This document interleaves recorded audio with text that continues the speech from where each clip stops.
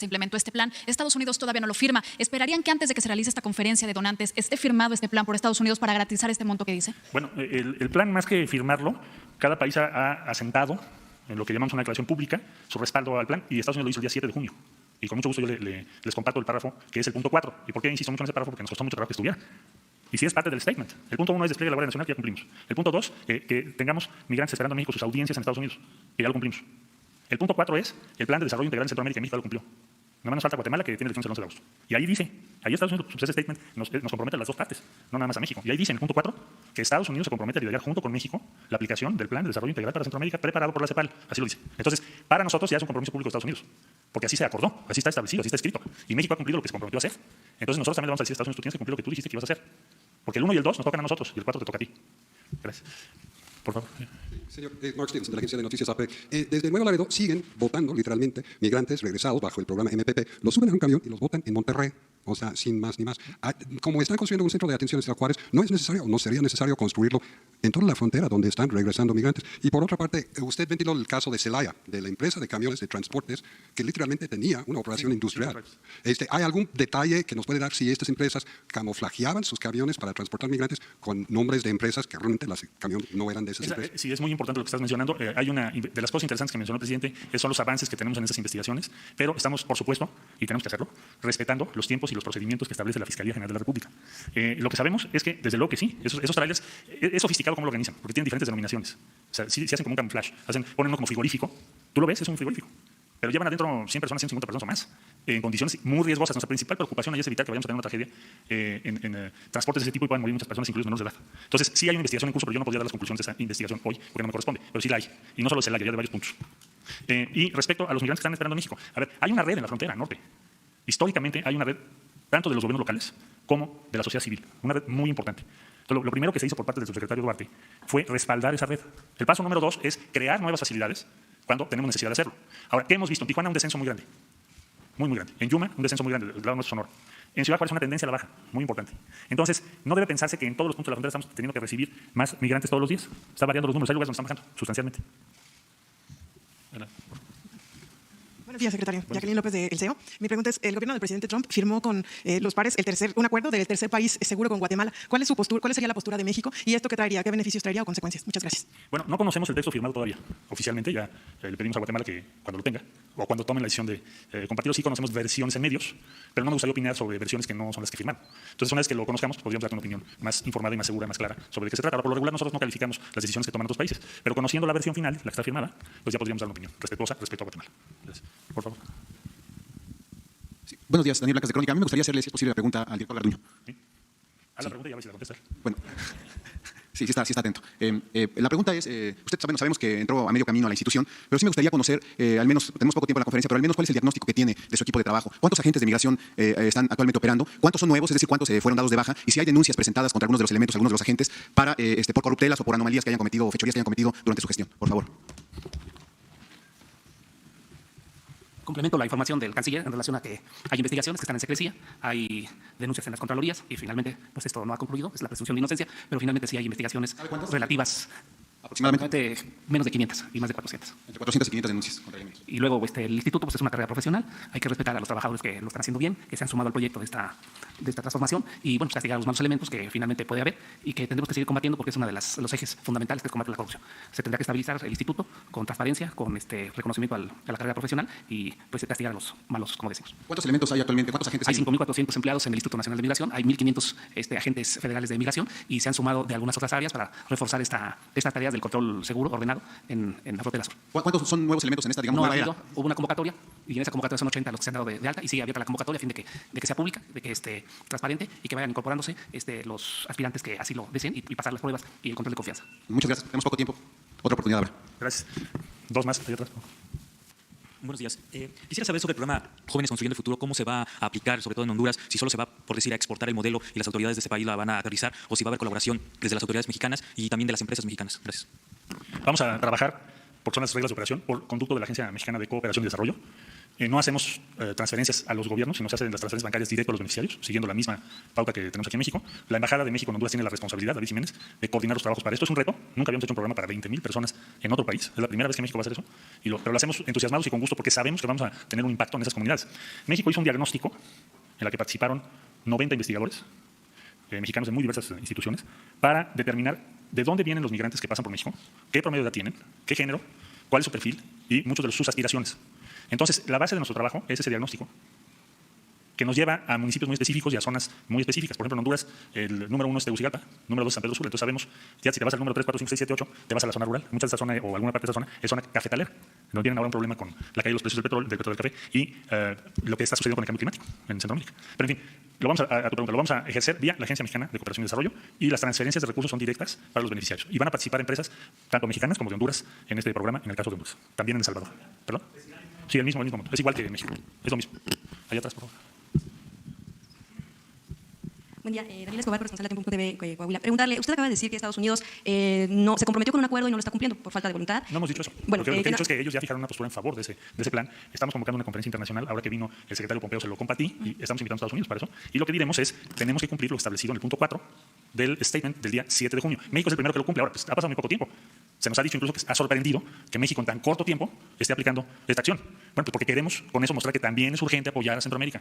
Así como es urgente que bajen los números, también es importante que haya un apoyo inmediato en esos países y en el sur de México también. Pero justo, bueno, usted decía que se necesita voluntad para cumplir con este tipo de acuerdos. Y precisamente preguntarle, entonces, ¿es suficiente con que solamente se le baje el discurso antimigrante en Estados Unidos? Gracias. Pues lo que nosotros quisiéramos y vamos a luchar por ello, para eso la diplomacia es de persuadir. La diplomacia es un instrumento de la política y sirve primordialmente para promover tu punto de vista, promover tus legítimos intereses y persuadir a otros. Ese es el objetivo de la diplomacia. Entonces, entendemos que tenemos visiones diferentes, pero podemos persuadir o podemos avanzar en una dirección, y para eso es la política, para eso es la diplomacia. Y pienso que es un gran avance que Estados Unidos haya asumido ese compromiso. Inclusive hace poco, como ustedes recordarán, vino el director de la OPEC, bueno, uno de los altos directivos, para anunciar y firmar las primeras cartas de intención de inversión en el sur de México, que son en total alrededor de 800 millones de dólares. Entonces, vamos avanzando. Y pues no es sencillo, pues no es sencillo porque tenemos ideas distintas, pero vamos avanzando, ya se asumió ese compromiso. Y ahora México está poniendo el ejemplo. Ahí están van a ser en total 60,000 empleos allá. Entonces, sí, eso nos da una autoridad política para decir, bueno, ¿y ustedes cuándo empiezan? Ya no nada más es una idea, ¿no? Sí, por favor. Secretario, buenos días. Noemí Gutiérrez de Efecto TV. Preguntarle que la oposición en México dijo que México es incongruente porque se están destinando 90 millones de dólares a Centroamérica, sin embargo aquí se están teniendo ajustes y recortes. ¿Esta es una política incongruente la que tiene México? Bueno, yo respondería lo siguiente. Primero me sorprende, me extraña porque hace poco tuve una larga reunión con la comisión que se formó a resultas de que les propusimos tener una comisión Senado, Cámara de Diputados, para llevar a cabo una diplomacia de unidad nacional. Es decir, no tomaremos ninguna decisión respecto a Estados Unidos en la que no estemos de acuerdo con todas las fuerzas políticas. Es la única vez que se ha hecho esto por instrucciones del presidente. Decir, bueno, tenemos la mayoría y tenemos la confianza afortunadamente del pueblo, pero queremos que todas las fuerzas políticas participen en lo que tiene que ver con las negociaciones más importantes para México en este momento, que son con Estados Unidos. Entonces, les invité a la Cancillería, fueron todas las diferentes senadoras y diputados, la que coordina es la senadora Beatriz Paredes, que por cierto también estuvo el sábado junto con el senador Vasconcelos en Minatitlán. Y todas las acciones que estamos emprendiendo, tanto con Honduras como El Salvador y las que vendrán con Guatemala, hasta ahora que yo vea, tienen expreso consenso de las fuerzas políticas representadas en el Congreso de la Unión. En mi reunión, ninguna fuerza política me dijo que estaban en contra de esas inversiones. Pero además, es lógico que así sea, porque el Fondo Yucatán se votó por todas las fuerzas políticas. Ninguna fuerza política objetó ese fondo. Y ese fondo está hecho para financiar proyectos en Centroamérica. Así fue creado. Entonces yo diría que una razón de fortaleza de México en este momento en sus negociaciones es precisamente que tenemos un consenso, tenemos un acuerdo. Hay muchas polémicas políticas, pero en lo que tiene que ver con proteger los intereses nacionales de México, y eso habla bien de nuestra democracia, tenemos unidad.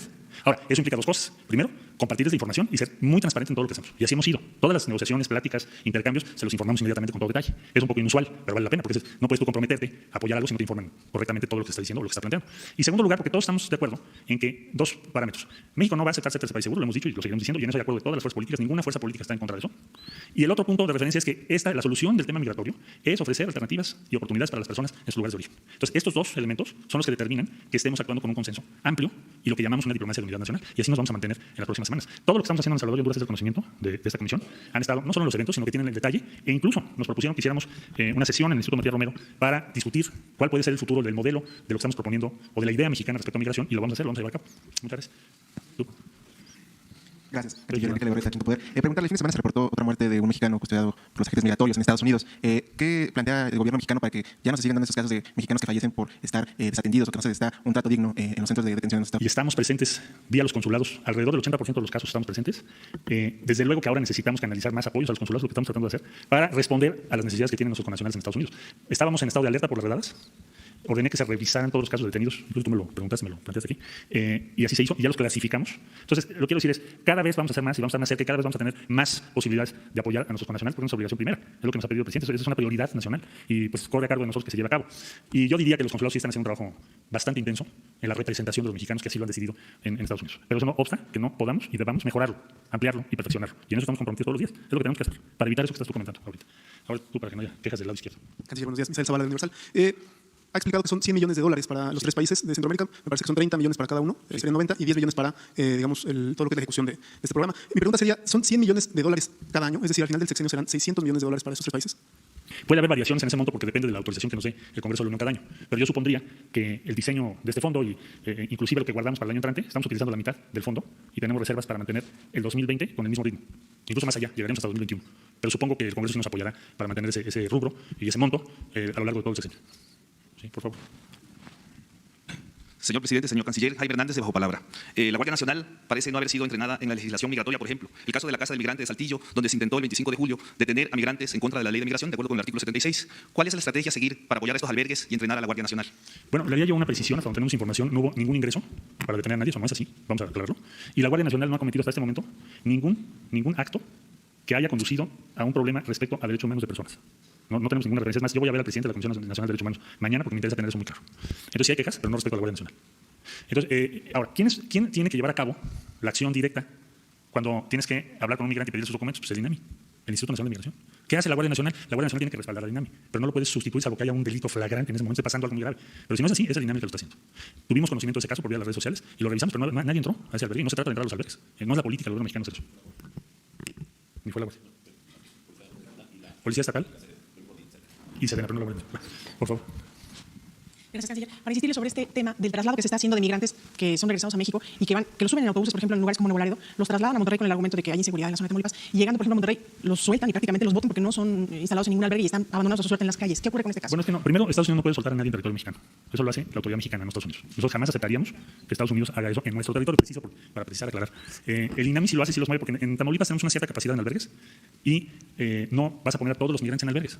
Esa es una idea equivocada. Hay muchos migrantes esperando su resolución de asilo que no están en albergues. Bueno, hay cubanos en hoteles, por ejemplo. Hay otros que ya rentaron vivienda. Es decir, no pretendemos que el 100% de los migrantes los pongamos en albergues. No es la idea mexicana. Es decir, sabemos que vas a tener que esperar en México, pero ¿a quién le estás ofreciendo albergue? Al que lo necesita. Típicamente, por ejemplo, a familias, hay que apoyarlos. O a quien te lo solicita, pero no te lo están solicitando todos. Yo diría que más de la mitad no te lo solicitan. No quieren estar en albergues. Lo que sí les importa mucho es que haya posibilidades de trabajo. Por eso, ahora se nos informó en la mañana, son 4.700 los que ya tienen trabajo en este momento. ¿Te acuerdas del último reporte? Andábamos en 370. O sea, creció más de 10 veces. Entonces, y vamos a seguir en esa misma línea de trabajo. El número de personas que nos están regresando varía por cada punto. En Tamaulipas es más alto, porque llega más gente a Tamaulipas. Pero si te vas a Tijuana, no llegan a 30 al día. ¿A qué deberíamos de llegar? Pues a números cada vez menores, para que no tengan todo. Imagínate tú, ya cruzaron su país, ya cruzaron México, ya llegaron a Estados Unidos, lo tienen que esperar aquí, no sé cuánto tiempo que les den una audiencia. Entonces, se les da el apoyo, pero no debe pensarse. Caso de Monterrey, por ejemplo, que dice que están en las calles, no lo creo que estén masivamente en las calles, pero te ofrezco que lo puedo revisar. Pero no puede ser, simplemente porque los números no dan. No estamos nosotros poniendo gente en la calle. Es decir, traer el INAMI y dejarlos en la calle, sin más que yo sepa, no está haciendo eso. Pero te ofrezco, y está aquí el director del INAMI, que lo revisemos con mucho gusto. Hay otras y si les parece, tomamos esa y otra. Gracias, canciller. A sus órdenes. Nancy Rodríguez, de Oro Sólido. Canciller, seguramente usted junto con el presidente han analizado profundamente que en estos países, al igual que en México, el cáncer ha sido la corrupción, pero ya están peor que aquí, canciller. Hay una oligarquía entre familias no más de 20, entre 10, 20, en El Salvador, en Guatemala, en Honduras. Pero ustedes no podrán intervenir, como aquí en México, en cuanto a sus políticas anticorrupción del señor presidente o de austeridad. ¿Qué plan tienen en este sentido? ¿Qué han dialogado? ¿Qué han analizado ustedes en relación a este tema, que es de fondo? Gracias, canciller. Sí, con mucho gusto le diría yo que México, la cooperación mexicana, que ahora nos convierte en el país con más cooperación en términos de empleos en esos tres países, en Honduras, El Salvador y próximamente Guatemala. Nosotros partimos de la base de nuestros principios constitucionales. El primer principio constitucional es la no intervención. Nosotros no le vamos a decir ni a El Salvador, ni a Honduras, ni a Guatemala cómo se deben de organizar, o cómo debe ser su gobierno, o qué leyes deben cambiar, porque si el día que hagamos eso, pues estaríamos ya igual que otros compañeros que a eso se han dedicado. México no va a hacer eso, porque es una prohibición constitucional, no es opcional. Tenemos opiniones, pero nosotros no somos ni pretendemos intervenir en nuestros países. Ahora, ¿cómo vamos a garantizar la transparencia de los recursos que se van a usar? Que sería la pregunta, entiende usted. Los va a ejercer la Agencia Mexicana de Cooperación y Desarrollo. Son recursos verificables por el Congreso de la Unión, ya se lo comentamos tanto a Honduras como a El Salvador, y son auditados por la Auditoría Superior de la Federación de México, porque son recursos de los contribuyentes mexicanos. Y nosotros tenemos que velar porque se ejerzan exactamente para el fin al que han sido dispuestos. Por lo tanto, nuestra obligación es que los recursos se entreguen directamente al beneficiario. O sea, no vamos a entregar un cheque al gobierno de cada país para que cada país lo ejerza, sino entregaremos el recurso directamente a cada beneficiario. Y están plenamente conscientes, por supuesto, los países, los gobiernos, de que estas son las reglas y las normas mexicanas. El año entrante pues tendremos auditoría de la Auditoría Superior de la Federación, y eso lo sabemos todos, sobre todo la Agencia Mexicana de Cooperación y Desarrollo. Entonces vamos a ser muy cuidadosos en el ejercicio de los recursos para garantizar que tengan el destino para el que fueron diseñados o propuestos o asignados. Bueno, última pregunta, por favor. Buenos días, canciller Diana Benavides, de Diario 24 Horas. Preguntarle si Estados Unidos le ha informado de cuántas solicitudes de asilo ya se han resuelto para los migrantes que están esperando en México y cuántas esperarían resolver al término de estos 90 días, este plazo que se había establecido con el gobierno de Estados Unidos. Entre el reporte que tenemos, aunque no oficialmente, pero lo voy a pedir por vía oficial, es que entre soluciones y personas que ya no se presentan a la audiencia, no sé en qué proporción, es alrededor del 40%. Pero lo pediré por escrito para dárselo a ustedes. Pero oralmente nos han dicho que alrededor del 40%. ¿Y cuánto se esperaría que se hubieran resuelto estas solicitudes de asilo ya cuando se cumplan estos 90 días de que pues se sería ese porcentaje, ¿no? Lo que esperaríamos, que esté en torno al 40%. Eso será parte de la evaluación que también debe presentarse. Es uno de los puntos. Y eso se vence más o menos el 6 de septiembre. Sí, muchas gracias por su atención. No se vaya. Bueno, ya es muy amplio el informe, también buenas preguntas y bien contestadas.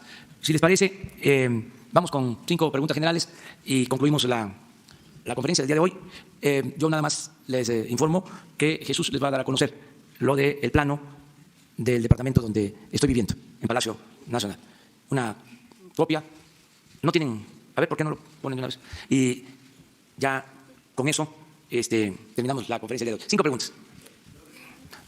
A ver, pero es que no ha preguntado, ¿no? ¿Les parece? Sí. Bueno, vamos, ya está. Pero sí los 4 restantes nuevos. Presidente, es un tema que se trató hace algunos días, que provocó suspicacia y es un tema interesante. Un tema que sacó a luz el compañero Olvera, el tema, repito, es interesante, sobre que existen grupos, partidos, PRI, PAN, PRD, Verde, Movimiento Ciudadano, medios de comunicación y empresarios que, según dijo él, fraguan un golpe de Estado. Digo que el tema es fuerte e importante porque, como lo hemos visto en otros países, eso lo realizan los militares descontentos, no la sociedad civil. Y ya hay mucha gente preocupada y platicando sobre el tema, en redes sociales principalmente. Mi pregunta, usted ya dio su opinión, pero mi pregunta es si usted tiene ya algún comentario del secretario de la Defensa o de la Marina o del secretario de Seguridad Federal sobre este rumor que dicen que existe, o si acaso usted citaría a alguno de ellos a la mañanera para despejar dudas o de plano, pues que la ciudadanía comience a guarecerse. No, al contrario, estar tranquilos, estamos bien y de buenas. Ayer lo dije en una entrevista a una agencia especializada en economía, la agencia Bloomberg. Estamos muy bien, la gente está muy contenta con el cambio. Hay felicidad en nuestro pueblo. No puedo repetir aquí lo que me expresan, pero también en las redes sociales. Un actor bueno, no porque simpatice, sino porque es un buen actor, la verdad. Acaba de expresar, declaró de que no se le quita todavía la felicidad de haber votado por la transformación. Entonces, la gente está contenta con el cambio. Y hay algunos que están aturdidos, confundidos, fuera de quicio. Pero ya se van serenando. La verdad, no hay ningún asomo de inestabilidad política. La oposición actúa con responsabilidad. No va más allá de los cuestionamientos, pero eso es consustancial a la democracia. El que haya críticas, el que se cuestione al gobierno. Pero no ha pasado a mayores. Hay una situación de mucha alegría en el pueblo. ¿Se acuerdan cuando hablaban del mal humor, no? De que había un mal humor social, alguna expresión así. Ahora no. La gente está muy contenta. Y yo lo constato en mis giras, porque no solo voy a los actos que se organizan para hacer evaluaciones del gobierno. Pues me paro al comer en fondas, a los baños, en las gasolinerías, paso por todos los pueblos, me saludan, les da gusto que yo ande recorriendo el país. Muy pocas expresiones, les decía, nada de rechazo. Entonces, hay, desde luego, oposición, pero no irresponsable. Existe, desde luego, el conservadurismo, siempre lo hemos dicho, que históricamente ha existido ese pensamiento, como el pensamiento liberal, y hay oposición, pero no pasa a mayores. Y también inconformidad y protestas, porque se están llevando a cabo cambios. No es poca cosa, hasta rechina poco. Deberían de haber más protestas, porque se está desmontando un régimen corrupto, se está desmantelando un régimen corrupto, de arriba hacia abajo. Entonces, no hay problemas mayores. Además, no solo son los intereses creados o quienes medraban con el gobierno haciendo jugosos negocios al amparo del poder público, sino también el pensamiento. Imagínense lo que fue el adoctrinamiento de 36 años de política neoliberal. para decirlo, no lo voy a decir, y voy a decirlo coloquialmente, pero sí tuvo una influencia, porque fueron muchos años de formación en una doctrina. Es como cuando cae la Unión Soviética, se cae un régimen, imagínense quienes se formaron en ese pensamiento, es muy fuerte, la readaptación. Es lo mismo, un economista, ayer le dije en la entrevista al director de Bloomberg, algo que creo que durante mucho tiempo se elevó la economía a rango supremo y se subordinó todo lo demás, y que yo no creía en eso, e incluso ese fue parte del problema. Es muy importante la atención de los asuntos públicos como para encomendárselos a los economistas. Es como encomendarle la paz de un país a un militar. No es posible. Entonces, ahora es distinto. Claro que necesitamos a los economistas y necesitamos a los militares, pero tiene que coordinar los esfuerzos la política. No estoy hablando de la politiquería, estoy hablando de la política, del noble oficio de la política. Entonces son los cambios que se han venido dando y por eso, pues a veces no se entienden las cosas. En el caso de la austeridad, imagínense si se estaba acostumbrado a tener sueldos elevadísimos, a tener guardaespaldas, achichincles, lambiscones, barberos, ¿qué horas son? Decía el presidente, las que usted quiera que sean, señor. Entonces, todo eso ya se terminó, se acabó. Entonces, pero a pesar de los cambios, ahora sí hay la protesta, la queja, que ¿por qué le damos a los centroamericanos? Eso tiene mucho que ver con el conservadurismo, y no solo en México, en el mundo. Y toma fuerza agarrar esas banderas, la xenofobia. Hay un continente en donde ha avanzado mucho el conservadurismo, por eso, por tomar esas banderas. Nosotros no vamos a permitirlo. O sea, eso no tiene que ver con nuestra idiosincrasia. El pueblo de México siempre ha sido un pueblo muy solidario, fraterno. Que dicen, a ver, ¿cuánto le están entregando a los hondureños, a los salvadoreños? Voy a dar un dato. Hablamos de Honduras, de 20.000 empleos en Jóvenes Construyendo el Futuro, que es lo que informó aquí Marcelo. ¿Saben cuántos jóvenes están trabajando en México en el programa Jóvenes Construyendo el Futuro? Hoy, 900.000. ¿Qué dicen los conservadores? Los que están a favor de la xenofobia. ¿Por qué? A Honduras. ¿Y por qué? No a México. 900.000 jóvenes, lo puedo probar. Están trabajando como aprendices en México. ¿Qué no podemos apoyar con 20.000 Honduras? El otro programa, Sembrando Vida. ¿Cuántos compromisos hay en cuanto a Sembrando Vida, Marcelo? Salvador, 20.000. Y están trabajando, Sembrando Vida, en México, 226.000. 226.000 hoy. Y 20.000 Sembrando Vida en El Salvador. O sea, no somos candil de la calle y oscuridad de la casa. Somos partidarios de la fraternidad universal, de la justicia sin frontera, del humanismo. Yo celebro que estemos llevando a cabo este plan y que estemos protegiendo a los migrantes, que afortunadamente no se hayan tenido desgracias que lamentar. No hablemos de represión, sino de volcaduras, de asfixias en camiones, de epidemias y pérdida de vidas de menores. Esa es mi preocupación. En eso estamos protegiendo. Ayer también lo decía en la entrevista de Bloomberg, que es mejor para nosotros, por el cuidado a los migrantes, proteger el sureste, que pasen al norte, por los riesgos, por lo que aquí se mencionaba, de las bandas. Entonces los estamos cuidando, son nuestros hermanos. Claro, tenemos que cumplir con nuestras leyes, tiene que haber orden, la democracia es orden democrático, y seguir convenciendo y persuadiendo de que lo mejor es la justicia, la paz, es fruto de la justicia. Entonces, vamos a continuar de esta manera.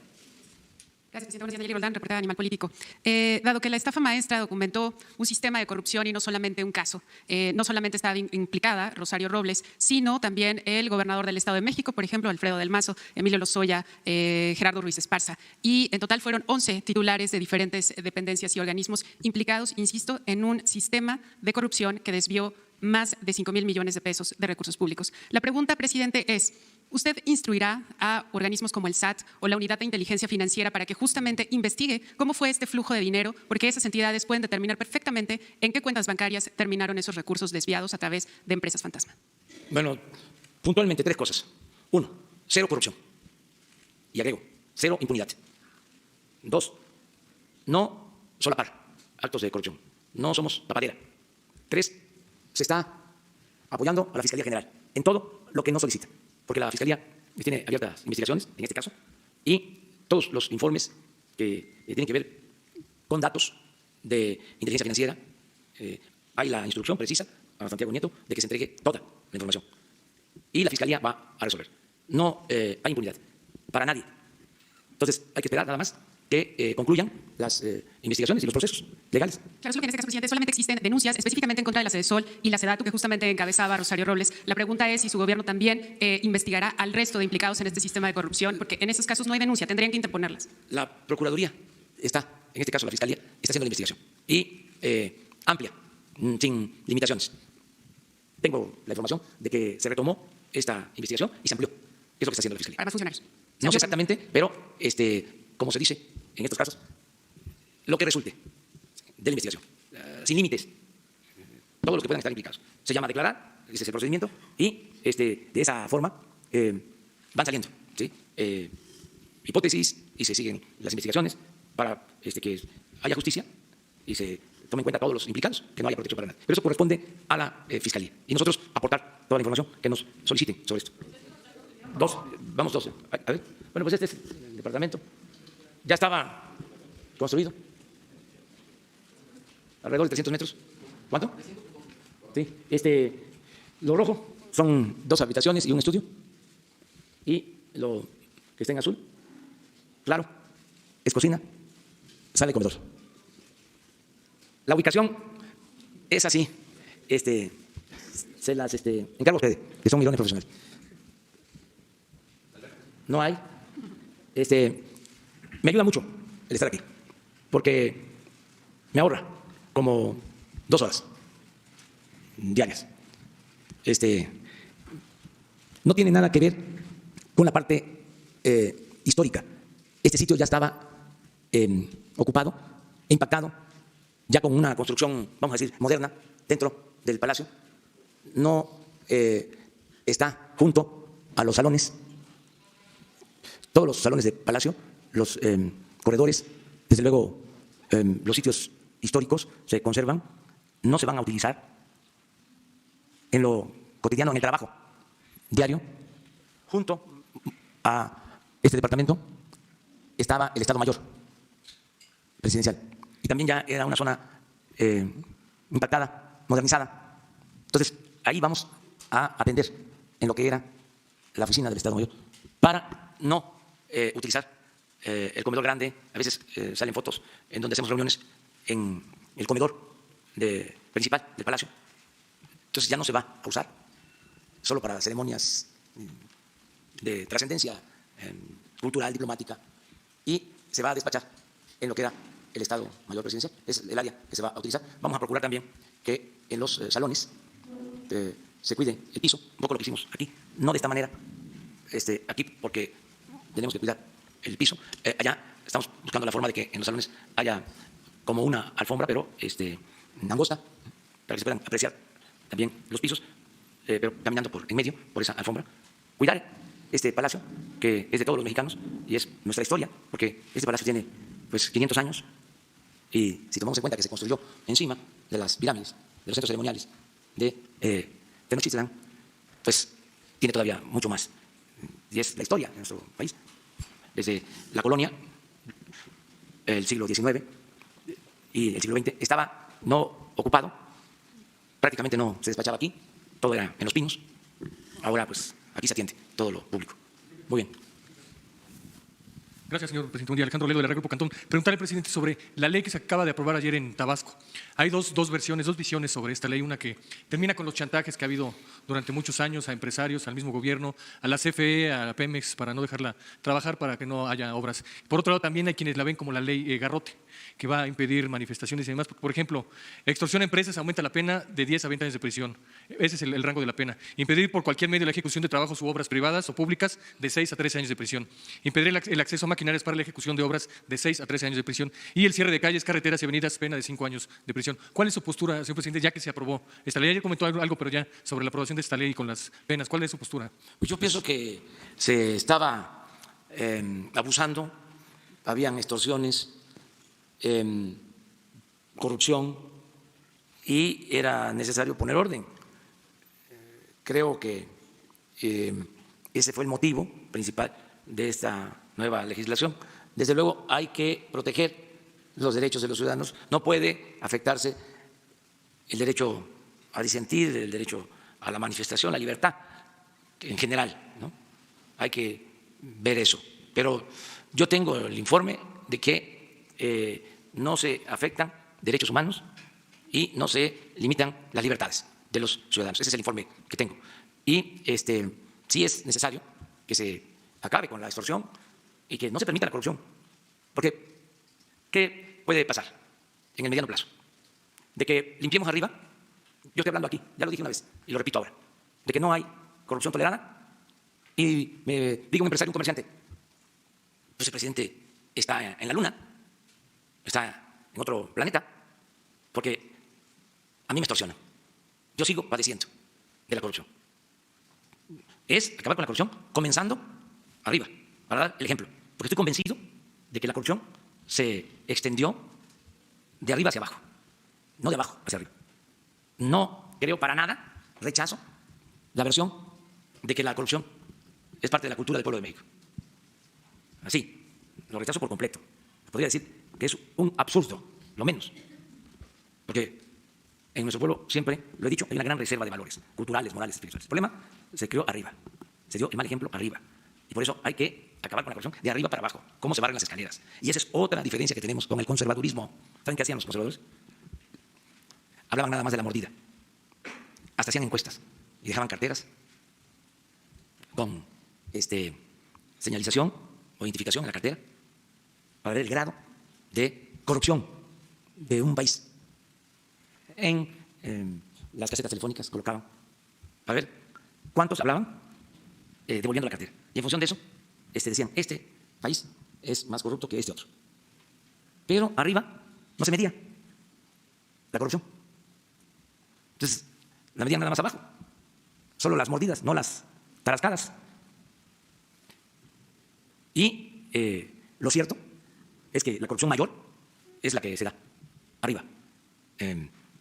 La complicidad del poder económico con el poder político, los saqueos permitidos. Imagínense, modificar las leyes para robar y pasaba de noche todo eso. Voy a seguirlo diciendo. 25 años considerando que la corrupción en México no era delito grave y que se podía salir bajo fianza. Pues así era. Entonces, ahora tiene que cambiar todo, todos aportando bien, empezando arriba. Por eso tenemos que ser todavía más enérgicos con los de arriba, para dar el ejemplo arriba. Nada de que voy a perforar un ducto, voy a sacar gasolina de un ducto con una toma clandestina, porque todos roban, porque yo no.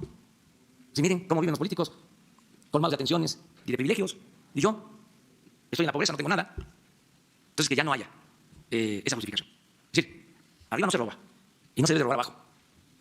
Entonces, las leyes que sean necesarias. Por eso, si estamos convirtiendo en delito grave el robo de combustible, estamos convirtiendo en delito grave la corrupción, también delito grave la facturación para la evasión fiscal. Y les adelanto, voy a enviar, antes de que comience el periodo legislativo, el periodo ordinario, voy a enviar una iniciativa para reformar el artículo 28 de la Constitución y que sea quitado el derecho a la condonación de impuestos, que se elimine de la Constitución. Mejor dicho, que quede establecido que está prohibido el que se condonen impuestos, para que se acaben los abusos que se cometían también en ese sentido. Rápido. ¿Ya nos va a dar la segunda? Mañana. Ya contigo terminamos. Ya llevamos 6, ¿eh? No, como 3, ¿no? Buenos días, señor presidente. Buenos días a todos. Buenos días a todos y a todas. Silvia Diana, de Intelectua, Canal Alternativo. Señor presidente, en el rubro de la salud tengo 4 preguntas. Bueno, dejémosla en 3 y la cuarta de pilón. Una, ¿podría ser que la odontología llegara a todo el sector de la población a través del sistema de salud de bienestar? Odontología. Hace muchísima falta en todos los sectores de la población, sobre todo en los más pobres. 2, la población entre 30 y 67 años que son discapacitados tienen muchísima duda si van a entrar al programa de ayuda. Es gente que tiene que comprar aparatos ortopédicos, son carísimos, no hay descuentos, tiene que comprar desde cremas especiales, medicinas especiales y muchas cosas. Y hay mucha gente que necesita verdaderamente la ayuda. 3, hay modo de que exista un programa especial para transporte en referente a los discapacitados, ¿Por qué me refiero a esto? Porque hay personas que no se pueden trasladar en servicio urbano. Necesitan taxi, los taxis no dan descuentos. Los autobuses foráneos, sí, algunos dan descuentos, pero no todos. Y las líneas aéreas, pues bueno, ni hablemos de ellas porque en su vida han hecho un descuento para discapacitados. Y el pilón, podría haber modo de que se pasaran los cintillos con todo lo que usted dice, con todo lo que los secretarios y los directores dicen y con todas las preguntas de los periodistas y de toda la gente que participamos aquí, porque existe mucha gente que no lee el sistema de señas y se quedan en blanco y quieren participar y quieren ser activos en todas las conferencias y no pueden. Eso es todo, señor presidente. Gracias. Pues vamos a lo último. En los actos ya se hace. Bueno. No se hace. Solamente el sistema de señas y cuando es en YouTube, entonces sí. Pero ¿Lo vemos? Sí, en la televisión no hay cintillos. No hay. No, véanlo, chéquenlo, que lo chequen. Sí, lo vemos. Lo vemos. Ajá. Lo del transporte pues sería un programa especial. Se puede revisar. Lo de ampliar la edad. Estamos empezando por niñas y niños discapacitados pobres, que significan 1 millón. Es el compromiso que tenemos. En la medida que tengamos más presupuesto, lo vamos a ampliar. Y se están haciendo también excepciones. Cuando se trata de gente mayor, muy humilde, muy necesitada, se hacen excepciones. Pero en una primera etapa es niñas y niños, pobres, todos. Es 1 millón de pensiones este año.